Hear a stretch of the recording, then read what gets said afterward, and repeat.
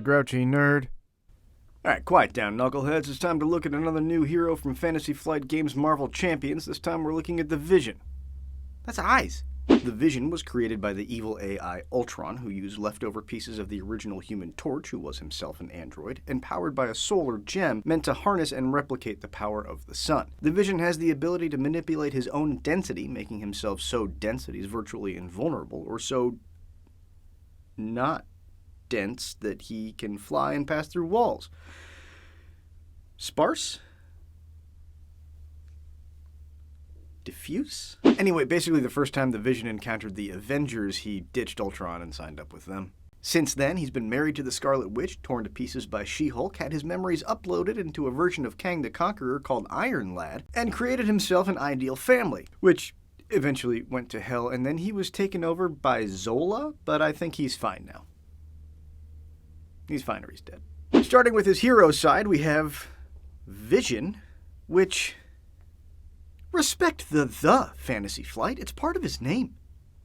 He's got a basic thwart of 2, and his attack and defense are both 0s, which is alarming, but it's not as bad as it looks. He's got a hand size of 5, hit points are 11, Android and Avenger traits, and density manipulation. For an action, change mass form by flipping your mass form card.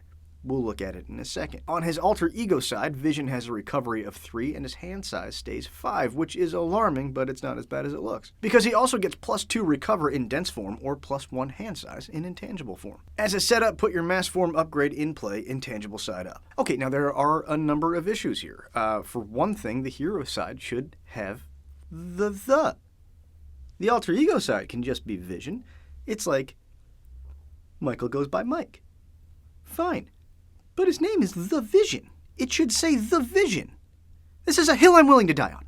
Second, the game has numbered setup instructions, and your identity's setup instructions are the last step of setting up the game. That's step 14. So putting the intangible form card out doesn't happen until step 14, meaning that you have drawn your opening hand before you put that out, so it's only 5. I don't think that's how it's supposed to be played. I don't think that's the spirit of permanent cards. But that's because the permanent keyword is completely underruled right now. We have only one mention of it in the rulebook, and that's in Rise of the Red Skull. It just says permanent cards can't ever leave play. There's no mention of when they come into play or where they live before they come into play. So are they part of your deck or not? Furthering the confusion, Caleb Grace, one of the designers of the game, said on hallofheroeslcg.com, which has an unofficial FAQ, that it's up to the player whether or not the permanent cards are part of their deck. I also definitely said something in the Spectrum video about permanent keyword that is wrong. I don't remember exactly what I said, but I know now that it was wrong. I was apparently using Arkham Horror rules, not Marvel Champion rules. Personally, I'm choosing to play permanent cards as an extension of my identity. So when I choose the identity, I've also put the permanent cards into play, and they're not counted toward my deck size for whatever that's worth. Hey, what do you say we get back to these cards? Huh?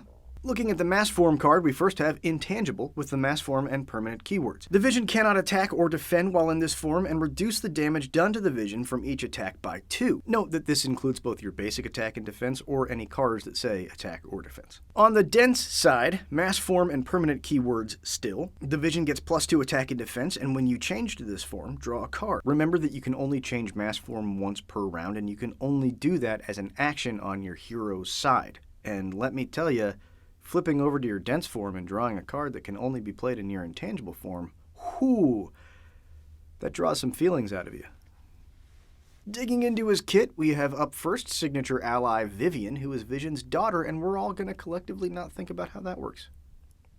But she's also a 2-cost ally with Android and Champion traits, 2 hit points and only 1 each thwart and attack, but she gains +2 to one of those stats depending on your form. +2 to thwart in intangible, +2 to attack in dense. Vivian is an incredible ally that you're going to want to have out as often as possible. I found myself flipping density forms for one reason or another basically every turn, so then being able to time out when you activate Vivian based on which form you're in at that moment of the turn is really, really powerful. Having one of those stats be 3 is huge. 2 hit points is kind of rough, but we've seen plenty of ways to boost that or to kind of do a little bit of pinging some health at her, whether it's first aid or if you're in leadership or protection. There's a lot of ways to do it. This is a really good ally. 616 Hickory Branch Lane is a 1-cost location support. For an alter ego action, you can exhaust this card and search your deck and discard pile for an android ally and add it to your hand. So there's that getting Vivian out as often as possible. Other than using it to specifically bring out Vivian, it's kinda hard to judge this card right now because the only other android ally in the game so far is the ally version of Vision, and you can't take him in your deck. But there are 5 or 6 coming up in this pack, and spoilers, this card's real good. Next is a 2-cost upgrade called Solar Gem. It has the item trait and gives Vision the aerial trait. You can exhaust it to generate a wild resource. Of all the versions of this basic card that most heroes seem to have, this one is possibly my favorite. Everybody who watches this channel, both of you, know that I love the aerial trait, and then getting the wild resource doesn't have a restriction like on War Machine. You can only use his on a War Machine event. This one is just a wild resource plus aerial. Though there is only one of them. A lot of heroes' resource generation card, you get 2 of them. This one's just 1. Then we've got Vision's Cape, another 2-cost upgrade with the item trait. Gain 1 Retaliate in dense form and Stalwart in intangible form. I love a cape. This is a great cape.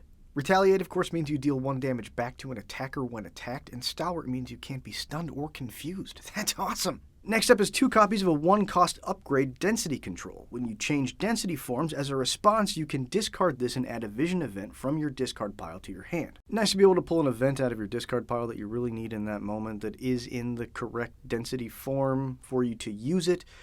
We're going to see his events here in a little bit, but he's got an answer for pretty much everything, so this is a really good card. First up in those events, we've got 3 copies of a 3-cost event called Solar Beam. Deal 7 damage in dense form or clear 5 threat in intangible form. Either option is great, and this is probably going to be the card that you end up searching for with Density Control, and it has the Superpower trait. Next up is Super Dense Strike, a 2-cost event that can only be played in dense form, but it deals 5 piercing damage. I gotta say, I've gotten some pretty good mileage off of this one. It's cheaper to get out than Solar Beam, and that piercing is one of those things where it's like it doesn't really matter that much, but man, when you need it, it's really good. 5 damage will take out basically any minion. Then we've got 2 copies of Just Passing Through, a 1-cost thwart event with a superpower trait that can only be played in intangible form. Remove 3 threat from any scheme and ignore patrol keywords and crisis icons. I really like the art on this one, the fact that he can just sort of phase through the wall into the AIM laboratory and be like, I win.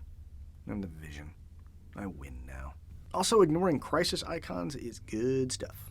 Next is just 1 copy of a 2-cost event, Phase Disruption, also intangible form only, and also has the superpower trait. Confuse an enemy and discard an attachment with the hero action or response, so like the experimental weapon deck or Rhino's Horn. Taking off an attachment probably isn't going to happen all that often, so you're not going to be getting the full value out of this card all that often, but it does confuse, which is pretty big deal, especially in solo. That means you can dip down to alter ego, do a little bit of healing. That can be a pretty big game changer. Also, this time the art is horrifying. Last is 1 copy of a 1-cost event called Mass Increase, which can only be played in dense form and has the superpower trait. When Vision defends, prevent all damage and stun the attacker. Block and stun? Heck yes! This is like Spider-Man's webbed up, and I am here for it. The bad stuff. Vision's obligation is corrupted programming. Treat your mass form upgrades text box as if it were blank except for keywords. So it turns him into a regular hero, albeit one with 0 in his attack and defense. Exhaust your identity to remove it from the game. His signature nemesis is a familiar face, Ultron. Why does he give himself a face? He's a nasty little sucker too. He's got 2s in his stats and 6 hit points. Android and elite traits, and he enters play with a tough. As a forced interrupt when Ultron attacks, you put down the top card of your deck in play face down, engage with you as a drone.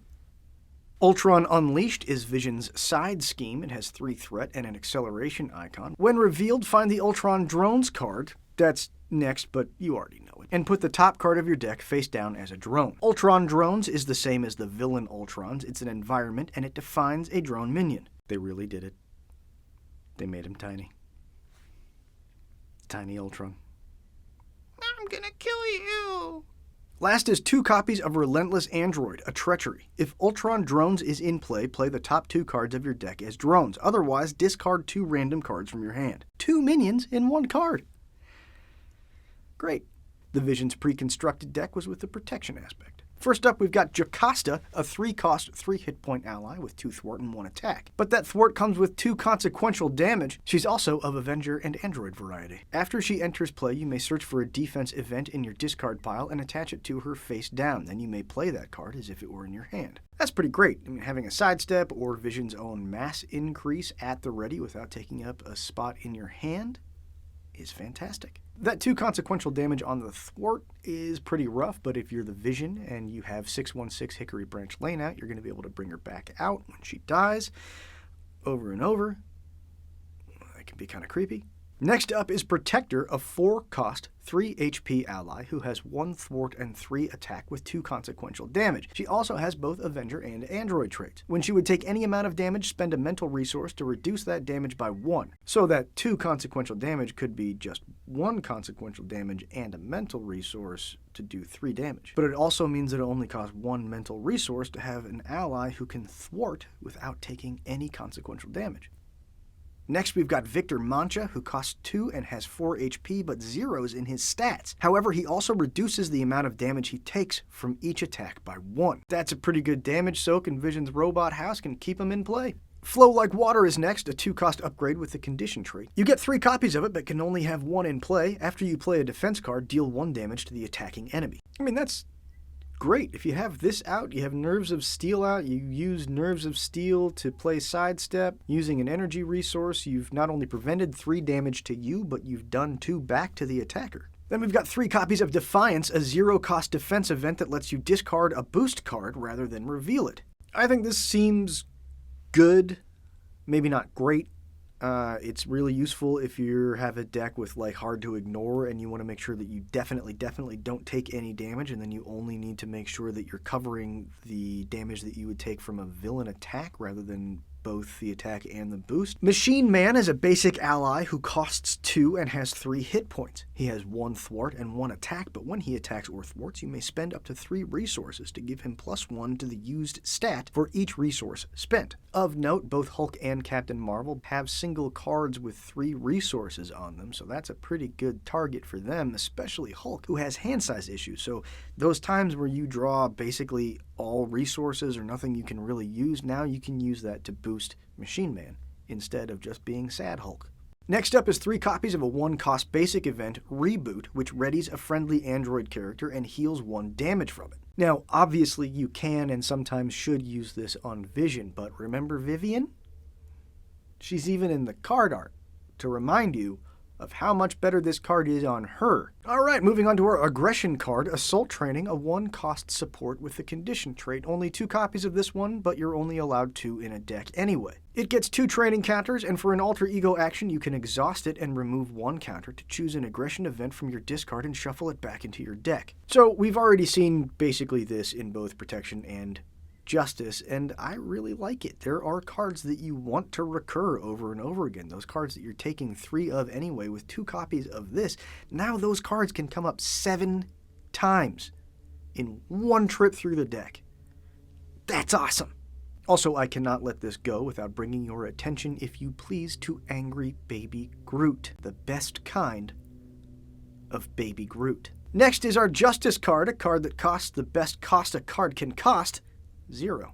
Chance Encounter, attached to a side scheme, and when you defeat the scheme, search your deck and discard for an ally and put it into play. This is of course a great card for any deck that has a key ally you want to find, so Vivian, but it's also really good for those really expensive allies, because it just goes right into play. You don't have to pay for it, so Heimdall or, the other expensive ones that I should have looked up before I started listing them.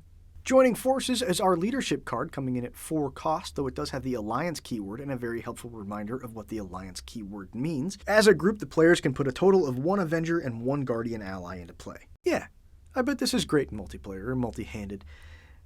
I'll never know. Last is Meditation, a 0-cost basic event. As an alter ego action, play a card from your hand, reducing its cost by 3. This could be really good if you're trying to get an ally out for cheap, or maybe you're playing Avengers Mansion for only 1 resource, but in true solo, any card that you have to play an alter ego is kind of on the early cut list for me.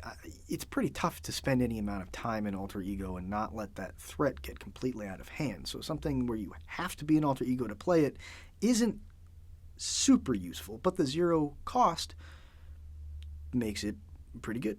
The density form card is a nice little extra puzzle in Vision that I wasn't really necessarily expecting to enjoy as much as I did, but it wasn't as fiddly as I expected. We'll get to that in the Valkyrie review, but I thought the density form was pretty cool. I did definitely draw cards that I could only play in Intangible when I flipped to Dense to draw a card. That happened so many times. It's very frustrating. The fact that 11 of his 15 hero cards have the superpower trait means that Deft Focus is basically a given. Beyond that, I'm most interested to try Vision in Justice aspect, actually. He's got some pretty beefy attacks, and he can thwart in either density form, so there's not the issue in Aggression or Protection where half the cards don't work half the time. Don't check my math on that. And then, of course, leadership is always a very strong aspect, especially with Vivian out there. Anything you can do to beef her up and keep her alive and keep her having those heavy hits or heavy thwarts, that's a really good way to go, too. The Vision's a lot of fun. Flow Like Water, I think, is going to be one of those cards that people build decks around. If you find or build a good Vision deck or a good Flow by Water deck, make sure you share it in the comments, because I want to steal your work and use it. And that's the Vision. And if you like what I'm doing, make sure you hit subscribe. Maybe leave a note in the comments telling me you like what I'm doing. If you don't like what I'm doing, keep it to yourself. I don't need that energy in my life. Now get off my lawn.